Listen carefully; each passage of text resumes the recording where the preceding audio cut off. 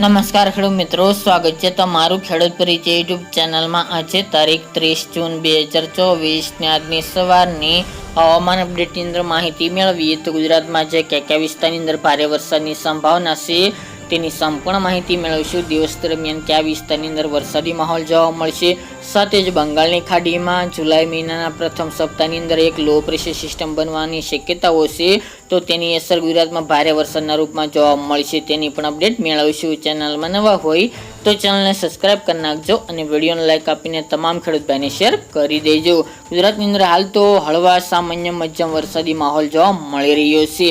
આગામી 5 દિવસ દરમિયાન ગુજરાતની અંદર હળવા મધ્યમ વરસાદની સંભાવનાઓ છે।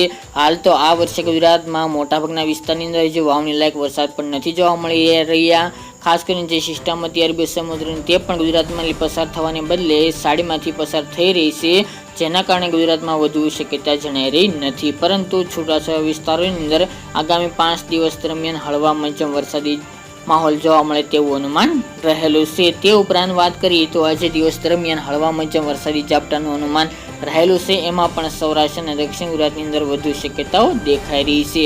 વાત કરવામાં આવીએ તો ખાસ કરીને આજે દિવસ દરમિયાન દક્ષિણની અંદર સુરત, વલસાડ તેમજ નવસારી, ભરૂચ ખાસ આ વિસ્તારની અંદર હળવા મધ્યમ વરસાદી ઝાપટા જોવા મળશે, તેમજ લાગુ વિસ્તાર એટલે કે ડાંગ, આહવા, વાપી, કપરાડા, વાની, ભરૂચના અન્ય વિસ્તાર, ડેડિયાપાડા, નર્મદા, અમોદ સહિતના ભાગોની અંદર પણ હળવા સામાન્ય વરસાદી ઝાપટા જોવા મળે તેવું અનુમાન છે। તેમજ કચ્છના વિસ્તારોની અંદર જેમાં રાપર, ગાંધીધામ, માંડવી, મુદ્રા, નખત્રાણા, ભુજ સહિતના ભાગોની અંદર કોઈક જગ્યાએ વરસાદી માહોલ જોવા મળે તેવું અનુમાન દેખાઈ રહ્યું છે।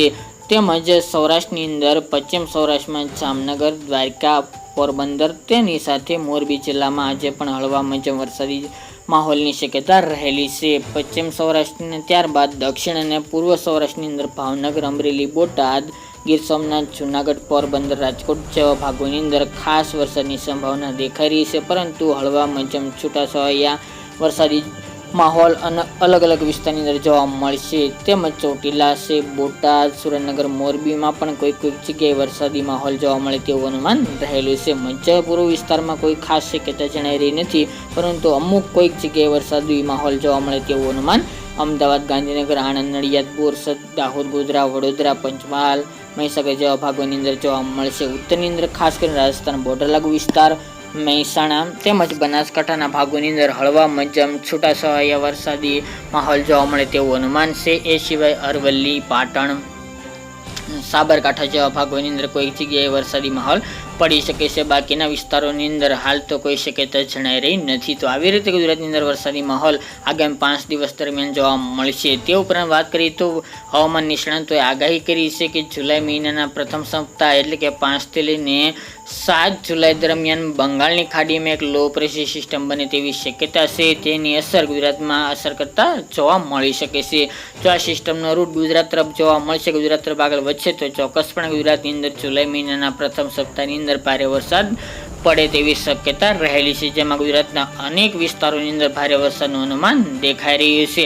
હાલ તેનો રૂટ તો ગુજરાત ઉપરથી પસાર થતો જણાઈ રહ્યો છે, જેના કારણે ગુજરાતના ખેડૂતોને લાભ મળે અને સારામાં સારો વરસાદ નોંધાય તેવું અનુમાન દેખાઈ રહ્યું છે। તેની પણ અપડેટ આપણે દિવસે દિવસે આપતા રહીશું। ગઈકાલના વરસાદની વાત કરીએ તો સૌરાષ્ટ્ર, દક્ષિણ ગુજરાત, જ્યારે કચ્છ અને ઉત્તર મધ્ય પૂર્વ વિસ્તારની અંદર સામાન્ય છૂટાછવાયા વિસ્તારની અંદર વરસાદી માહોલ જોવા મળ્યો હતો, અમુક જગ્યાએ 1 ઇંચ સુધીનો પણ વરસાદ નોંધાયો હતો। બાકી ગુજરાતમાં આવી રીતે છૂટાછવાયા રેડા રૂપી વરસાદી માહોલ જોવા મળે તેવું અનુમાન છે। અમુક જગ્યાએ ભારે મધ્યમ વરસાદ પડી શકે છે। તો મિત્રો, આ અત્યારની વહેલી સવારની અપડેટ ફરી એક નવા વિડીયો સાથે મળીશું। આજ માટે આટલું જ।